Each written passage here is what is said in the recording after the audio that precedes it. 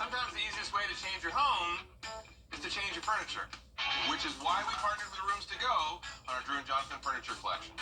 So whether this is your first time decorating a space or you've made a career out of it, you can feel confident knowing that we've got your back. With styles you'll love today and for years to come, and quality construction that will stand the test of time. So while we can't renovate for everyone, we can give you the tools you need to fall in love with your space all over again. It's the Drew and Jonathan collection for Rooms to Go. The Live 5-for-6 Skyview Network, sponsored by Terry Lambert Hyundai. Francine is expected to make landfall in Louisiana tomorrow as a hurricane, so well to the west of us, but we will still see some impact here at home. I'll have all the details coming up. Now on News Channel 6 at 6, no new city administrator selected in Augusta. Why some commissioners never showed up to the vote. As your News at 6 starts now. Live from Television Park, this is WJBF News Channel 6 at 6.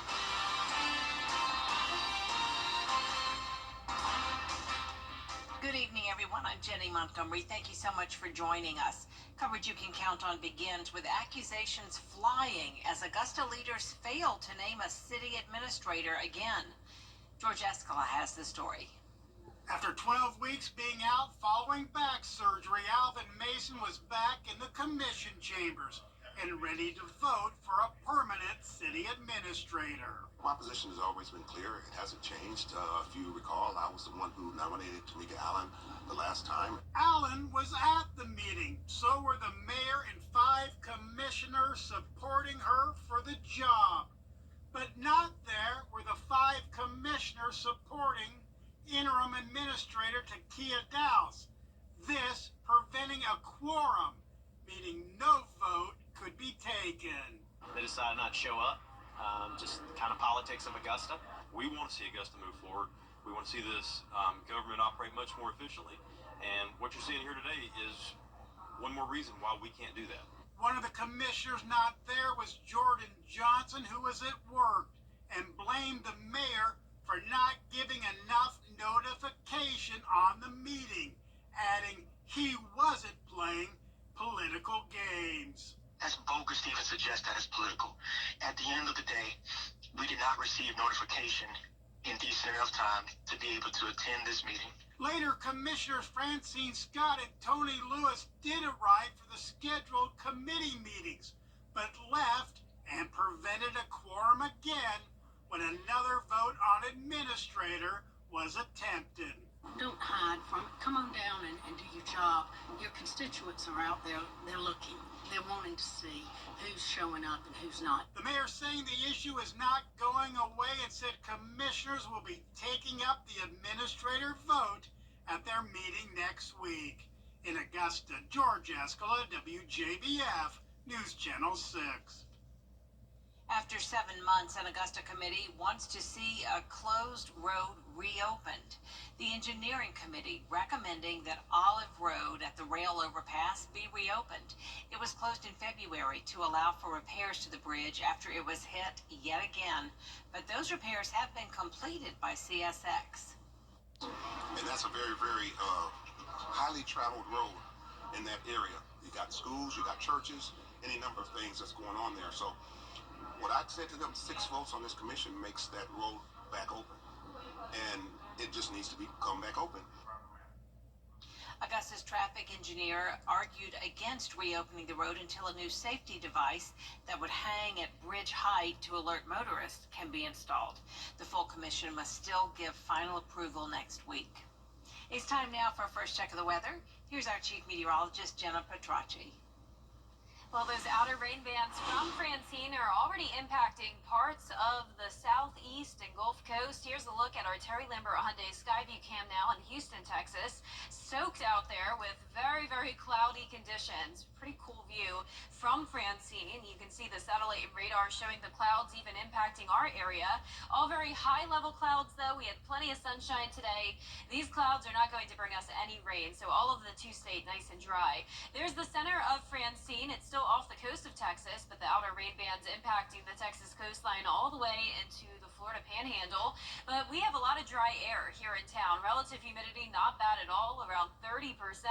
It was a beautiful day for us. Temperatures in the low 80s at the moment. We had some upper 80s earlier today. Sitting at 82 in Augusta, 86 in Evans, Millen at 84, Louisville, you're at 85 degrees, 86 in Gibson, and 84 in Edgefield. Winds are a bit breezy coming in from the east, 8 miles per hour in Aiken, 6 in Augusta, 7 in Evans. The winds will continue to pick up the pace for our Wednesday, a breezy and cloudy day for us in store. But in the meantime, mostly sunny skies for now, but those high-level clouds continuing to take over tonight, going down to 74 degrees at the 9 o'clock hour. So this week we are talking tropics. We will have some minimal impacts from Francine here in the CSRA, but overall it will be a pretty wet end to the work week. I'll have the latest on that coming up, but back to you, Jenny. All right, Jenna, thank you. An update on a story we've been following. The site of a would-be chicken plant in Aiken is now set to become a new subdivision. Aiken Bureau Chief Sean Cabbage is live now with more. Sean? Hey there, Jenny. It's great to be with you. You may remember I told you back in March about that proposed chicken processing plant. It will have been built here along Frontage Road in Aiken County. Now, 300 homes, nearly 300 homes, could go up in that same spot. A new subdivision, Creighton Meadows, could be built here. It will have 284 homes. It'll be built in 2 phases. It will have several amenities, including a pickleball court, trails, a dog park, and 20% green space.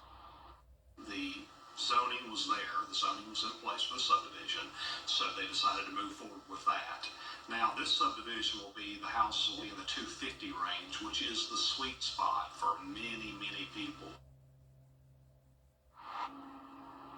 And Jenny, all of this is in the planning stages. County leaders told me that they could discuss this in the next few months. Live in Aiken County, I'm Aiken Bureau Chief Sean Cabbage, WJBF News Channel 6. All right, Sean, thank you. If you're interested in becoming an educator, your time could be now. The Richmond County School System and other local programs are partnering to help you start your career. It's all thanks to a nearly $200,000 grant. Bria Smith joins us in the studio now with more. Jenny, it's a collaborative effort between the Richmond County School System and CSRA or RISA. The goal is to help people jumpstart a career as an educator through the non-traditional route. $180,000 in scholarships has been donated by the ANGC Community Impact Fund at the Community Foundation for the CSRA. The partnership offers 2 routes. Teachers can apply for a $2,000 scholarship to enroll in CSRA RISA's TAP program, or a $5,000 scholarship to pursue a master's degree at Augusta University's College of Education. There are a lot of individuals with a heart for serving children, and they really want to invest in the community, but some of them have a barrier to getting that initial certification. And so what that means is without that initial certification, they're teaching in the system, and they may have been hired on that waiver, as you mentioned, which is provisional certification. So that's where our program comes in. And scholarship recipients are required to work in the school system for at least 2 years after earning the certification. To learn more about the application process, visit WJBF.com. Jenny? Thanks so much, Bria. They are the people making a difference in our community, the 2024 Red Cross Heroes. These brave men and women were recognized this morning at a breakfast at First Baptist Church of Augusta. The annual event celebrates those who helped others in times of need. So, you know, every time that we talk to the heroes, they always go, oh, I'm not a hero, I just hopped in to do something. Well, that's what a hero is. And so we hope this event inspires other people in our community to, one, know the wonderful people that we have in the CSRA, and also to know if there's something in need, they can hop in and be a hero too. Do stuff, when you set out to do stuff to help people, you don't really do it for no recognition, so to be recognized, you know, it feels real good. Stephen Thompson received the Military Hero Award for his work with our local veterans. Coming up, former New York Governor Andrew Cuomo on Capitol Hill today, why lawmakers grilled him on his response to COVID-19. News Nation. And Jenna's back now for another check the weather. Well, tomorrow will be pretty cloudy. Also, the winds are going to be a bit higher. We're also going to see some light rain by Thursday. Rain and storms continue into the weekend as well, all due to Tropical Storm Francine. The latest on Francine right when we return. I really didn't care about whether I lived or not. Now, your most accurate forecast with WJBF Live 5 for 6. Welcome back. It's been a nice Tuesday. Started out pretty chilly, some upper 50s, but warmed up nicely in the afternoon. Lots of sunshine, but we do have some high-level clouds moving in. You can see it looks a bit hazy here on our Terry Lambert Hyundai Skyview cam at Wellstar MCG Health. 82 degrees right now. Humidity only at 33%. Dew point of 50 degrees. East wind coming in at 6 miles per hour with low to mid 80s across the board here in the CSRA. You can see those high-level clouds moving in on satellite and radar, but absolutely no rain. We are actually going to keep it mostly dry for a Wednesday as well. High pressure still in control for us, but all of this tropical moisture down in the Gulf of Mexico. And there's Francine just off the coast of Texas. Winds are still at 65 miles per hour. It was the same exact way when I was here 24 hours ago. And the reason why Francine is not strengthening is because of what we call dry air entrainment. So a lot of dry air is getting mixed in with the circulation of this storm. And in return, that is good news for the United States. It is not going to strengthen as much as what was originally anticipated. However, there's still a lot of warm water for Francine to move over, and it does look like it will be going up to a Category 1 hurricane still by the time it makes landfall, with winds up to around 90 miles per hour. Also, the cone is continuing to shrink down and move off towards the east. Texas is in the clear, so this will be a Louisiana landfall, and then the center of the storm weakens and moves up to the Midwest later on this week. We're also going to have a warm front combined here with Francine, and then we'll essentially have a stalled frontal boundary across the area, keeping our rain chances pretty high all the way into the weekend. Even into next week, we'll have some slight chances of rain, which is all very beneficial for us as we do have that first phase of drought into some of our counties. But in the meantime, a dry start to our Wednesday morning. The center of the storm headed towards Louisiana. This is Wednesday evening. Heavy rainfall all across the Gulf Coast region, Mississippi Valley, center of the storm, then moving into around Tennessee. For us, it's going to be those outer rain bands that we're seeing. So a lot of this will be very light rain. It will be windy at times. And then as we go into Friday and into the weekend, we could have some scattered showers and storms as well. Here's a closer look at home Wednesday at 2 p.m. It will be dry at that point, but then later on Wednesday evening, we could have some areas of drizzle, but that's about it. For the most part, a dry day tomorrow. Then you can see more rain moving in on Thursday, but even this will still be very light, so it's not going to amount to much.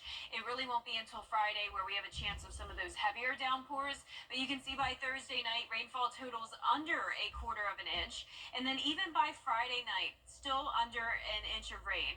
By Saturday and Sunday, as that stalled front hangs around our area, we could see up to 2, maybe 3 inches of rain, but there is a lot of dry air in place for this to overcome.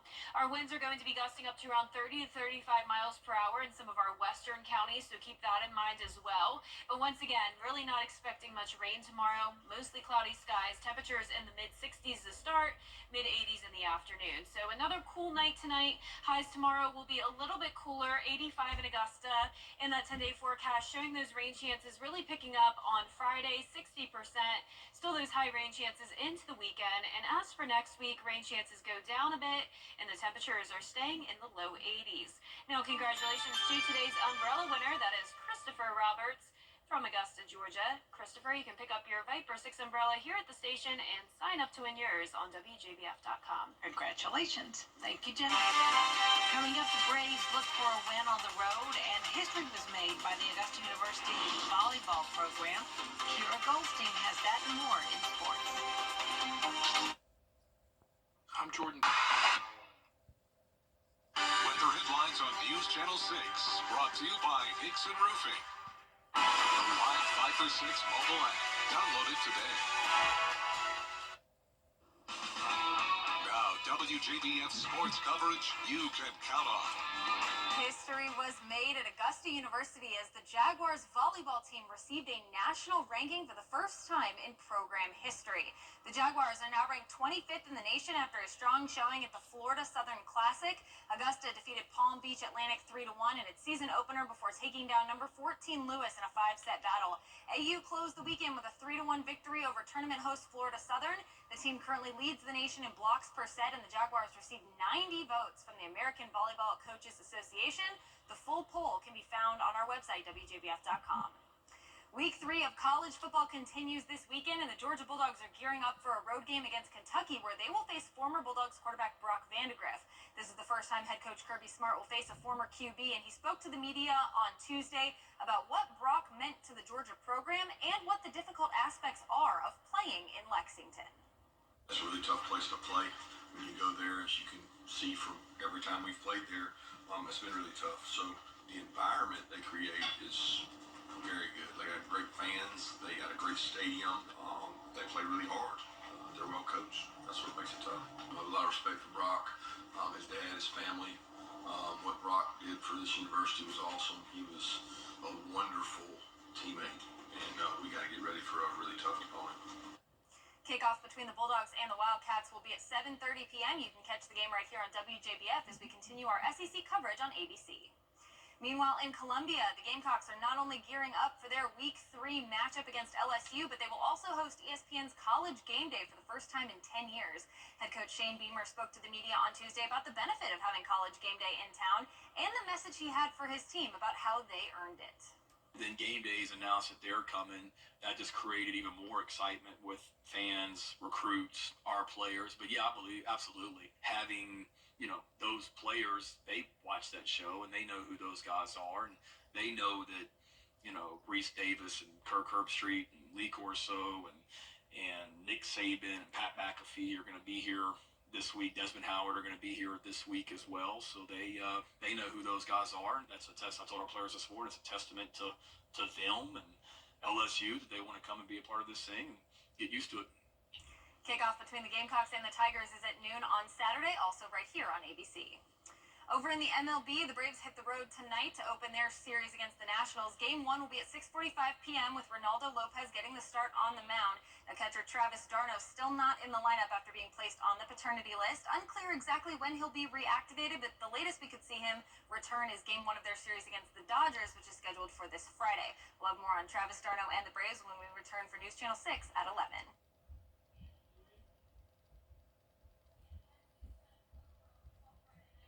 And finally, it's time to vote for our Football Friday Night Player of the Week. This week's nominees are Wardlaw's Colt Bailey, Lakeside's Ty Jones, Thompson's Anthony Jeffrey, Westminster's Levi Murphy, and Blackville Hilda's Samari Williams. The poll is on WJBF.com. You can vote once a day until Friday at 11. The winner will be announced during our FFN show, so be sure to get your vote in as we pick our Football Friday Night Player of the Week. That does it for sports. You were just doing your job. Low chance of rain tomorrow, but then higher rain chances on Thursday. Just some light rain and then a few showers and storms on Friday and into the weekend. Temperatures in the low 80s all this week and next week. And that is our report for now. News Channel 6 continues at 7 right after World News Tonight. We'll see you again for News Channel 6 at 11.